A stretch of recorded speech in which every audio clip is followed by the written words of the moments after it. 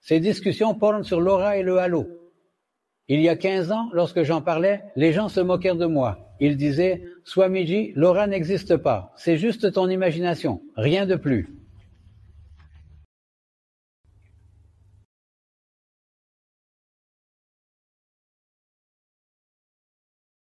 Mais récemment, un rassemblement a été organisé à Ahmedabad pour 5000 médecins et pendant ce rassemblement, les médecins eux-mêmes ont vérifié leur aura. Lorsqu'ils l'ont revérifié plus tard, ils ont remarqué des changements.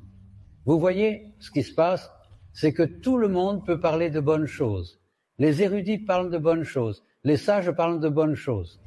Mais que quelqu'un soit intrinsèquement bon ou non, que ses pensées soient vraiment bonnes ou non, c'est par son aura que souvent cela se révèle, son halo. Et l'étude de l'aura ne fait pas partie de la science médicale.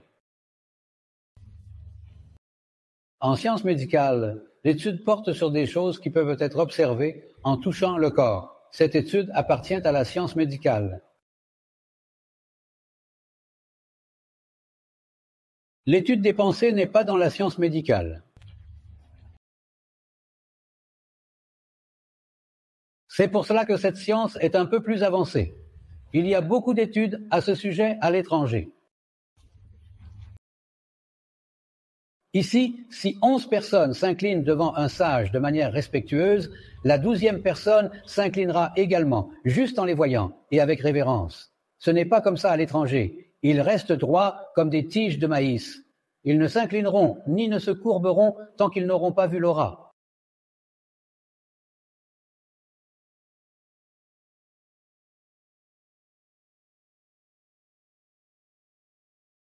On a pris des photos de mon aura par 2 fois déjà.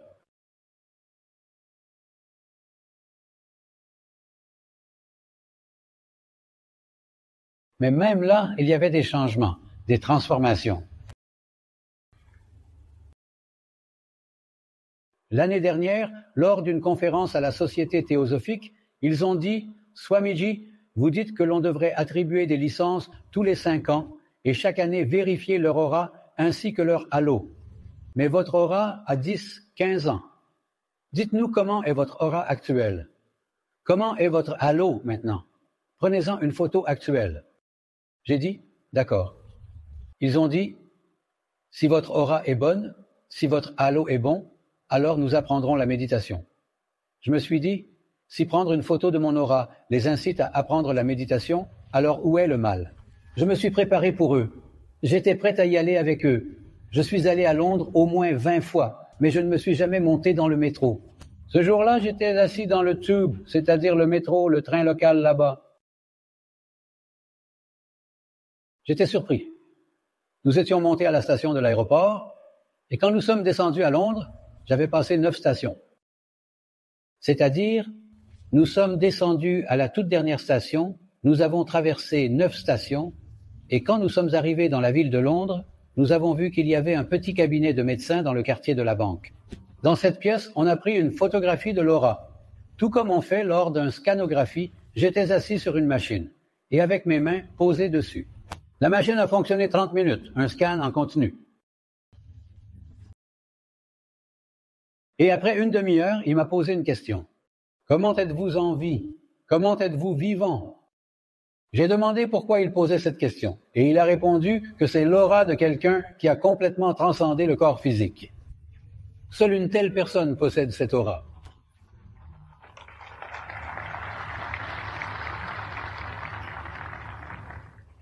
J'ai dit, c'est mon état méditatif. Je ne reste pas dans cet état pendant 24 heures. Je reste normal pendant 24 heures. Mais c'est mon état méditatif. Je suis toujours dans cet état. Alors, voyez où réside le bénéfice. Ce très bon rapport a été bien préparé. Un rapport sur l'aura d'une telle qualité n'a jamais été réalisé. Une fois, je suis allé à la mission Ramakrishna pour organiser un programme. J'ai tenu un rassemblement de 8 jours.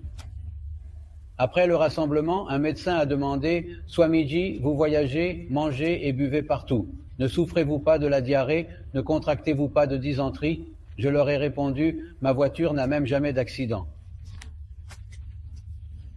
Ils étaient vraiment surpris. Un chauffeur unique avec une seule voiture? J'ai dit non, le chauffeur change à chaque endroit, la voiture change à chaque endroit. Alors ils ont demandé un moine principal. Comment Swamiji peut-il dire cela avec tant de confiance? Alors, le moine principal a répondu, une personne qui médite et pratique la méditation crée une aura magnifique autour d'elle. Dans cette aura, aucun accident ne peut se produire, aucun meurtre ne peut y avoir lieu. Mais ce n'est pas seulement moi, d'autres pratiquants l'ont également développé. Les pratiquants ont vécu d'autres expériences. Le but de l'enseignement de la méditation aux moines jains était celui-ci. Ils meurent dans des accidents de la route. Vous avez dû le voir de nombreuses fois. Dans les journaux, on lit que tel moine est décédé, que telle nonne est décédée. En organisant leur rassemblement, je leur ai expliqué que par la pratique de la méditation, on crée une telle aura et une telle compréhension que où que l'on aille, n'importe où dans le monde, on n'aura jamais d'accident, on ne subira jamais de mésaventures. Et c'est pourquoi j'enseigne cela au personnel de sécurité en cette année de sécurité. Ils doivent faire face à de nombreux défis dans différents endroits. Que ce soit dans les zones frontalières, face au naxalisme ou ailleurs, où qu'ils aillent, ils resteront totalement en sécurité. Ils assureront leur propre sécurité. Personne d'autre ne les protégera. Ils se protégeront eux-mêmes. Cela s'est réellement produit. Au Royaume-Uni, certains pratiquants ont rejoint l'armée et sont partis en Afghanistan. Ils ont vécu de belles expériences. Ils racontent qu'ils se sont penchés pour boire un café ou un thé. Il s'est penché et une balle a frôlé son oreille. Il n'a pas été touché. Pourquoi? Votre âme reçoit avant vous l'information sur la balle qui arrive. Et lorsque votre âme est aux commandes, votre âme assure votre sécurité. Cela s'est produit plusieurs fois, comme lors des attentats de Mumbai. Même là, de nombreux pratiquants ont vécu des expériences similaires. Ils se sont arrêtés pour une raison et ils ne sont pas arrivés à l'endroit où l'accident s'est produit. Pratiquez la méditation et vous aurez de la protection. Je ne vous donnerai aucune protection. Vous prendrez vous-même la protection nécessaire. Je ne suis pas venu ici pour que vous dépendiez de moi. Je suis venu pour vous rendre véritablement puissant dans votre vie, pour vous rendre fort afin que vous n'ayez en réalité besoin de personne d'autre.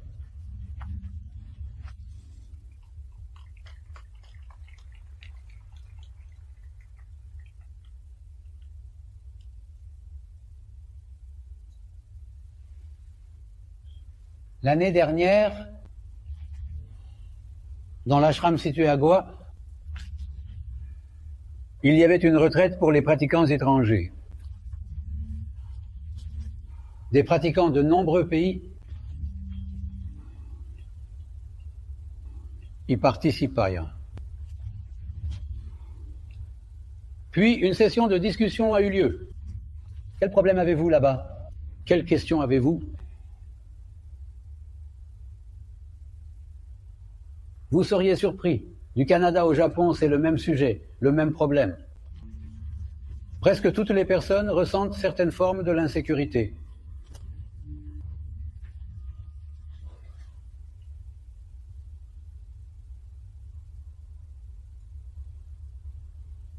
Alors, je leur ai dit de ne dépendre de personne pour la sécurité, de ne compter sur personne. Assurez votre propre sécurité.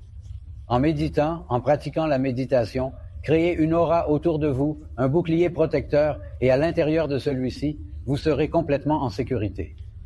Peu importe dans quel coin du monde vous allez. Deuxièmement, souvenez-vous toujours que dans l'obscurité, l'ombre reste en arrière. L'aura reste toujours avec vous, même dans l'obscurité. Elle ne vous quitte jamais. Il n'existe aucun endroit où l'aura se séparera de vous. Elle reste toujours avec vous, 24 heures sur 24, dans n'importe quelle situation. Comme en ce moment même, mon aura est avec moi. La seule chose, c'est que vous n'avez pas les yeux pour la voir. Elle peut être perçue avec des instruments subtils, vous pouvez quand même la voir. C'est la 24h24.